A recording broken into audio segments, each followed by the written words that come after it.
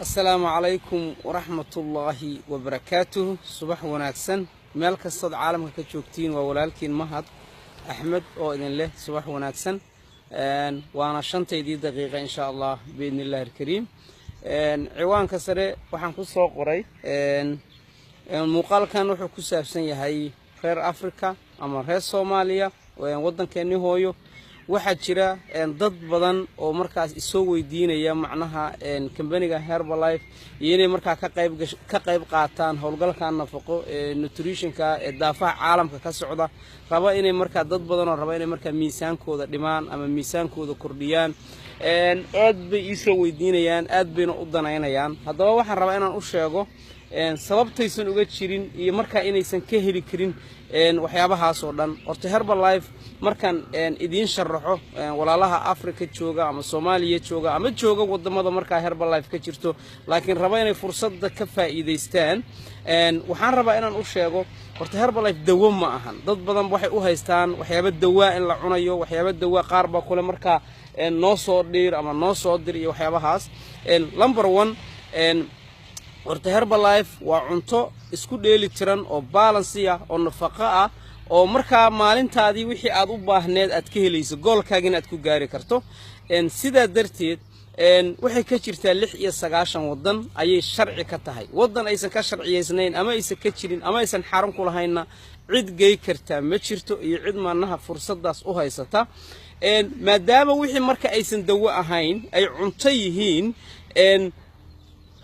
kuma anfacayso ama waxba kuma gasho wax yar oo lagu soo dhiibo laakiin haday maankay wixii dawal ahaa lahaayeen ama maaragtay dawada marta waxaas loo cuno ama madax xanuunka ama dhabar xanuunka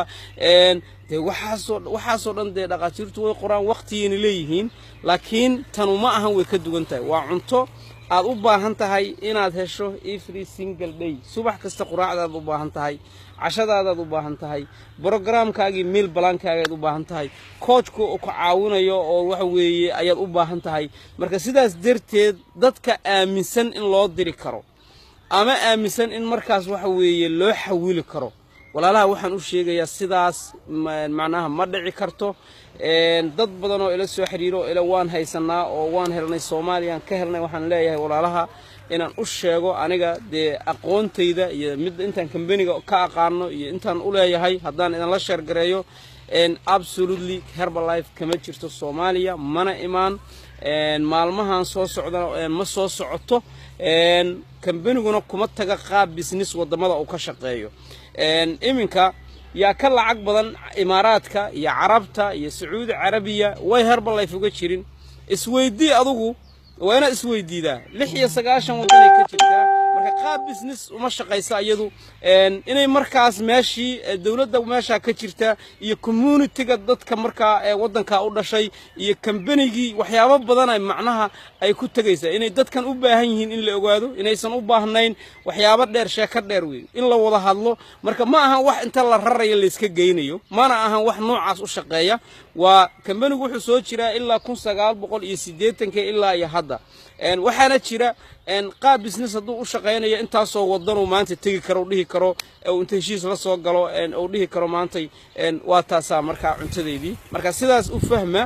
ma jirto mana keeni karno cid keentana ma jirto Soomaaliya iyo Kenya iyo Afrika iyo midna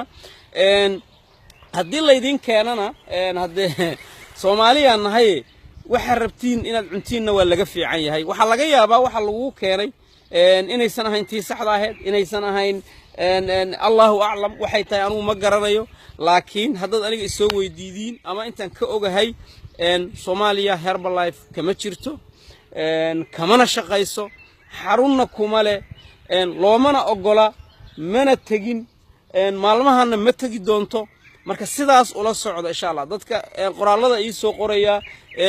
u baahan maanta in noloshooda bedelaan isoo weydiinaya insha Allah muuqaalkan ugu tala galay marka walaalaha 96 ka wadan ku nool ayagu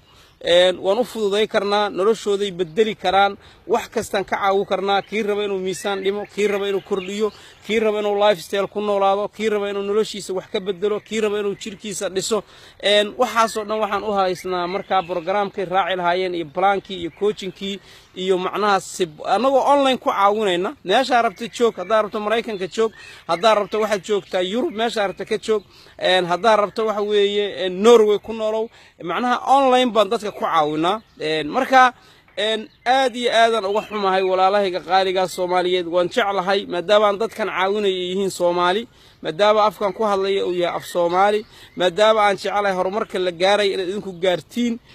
anigu number 1 idinkan idin la jecelahay sababtu waxay tahay inkastoo haddaba dad kale Soomaaliyeed oo walaalihiin ay ka faa'iideysanayaan laakiin waan jeclahay inaad fursadii heshiin inaad faa'iideysatiin in noloshiina isbedesho habeen iyo maalin aan u taaganahay laakiin ma saamaxayso ama waqti xaadirkan macquul maahan marka sida ula socda reer Soomaaliya reer Afrika reer Kenya reer Nairobi insha Allah reer Ethiopia dhammaantiin insha Allah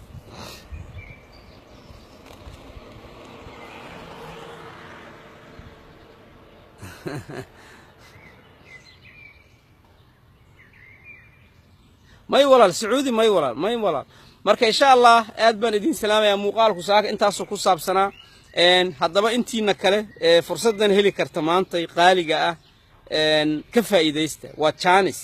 inaad noloshaada bedesho inaad quraacdaada bedesho inaad sidaad u fakarayda bedesho inaad waxa weey life skill ku noolaato waxyaabahaas oo dhan walaal waan ka hadlay soo daawo videoga insha Allah marka dhamaado biidnillaahi alkariim marka aad iyo aad baan idin salaamaya insha Allah assalamu alaykum wa rahmatullahi wa barakatuh muuqaalkaana u sii gudbiya walaalihiin kale Soomaaliyeed si ay u ogaadaan macnaha muhiimadda uu lahaa insha Allah iyo waxaan ka hadlay assalamu alaykum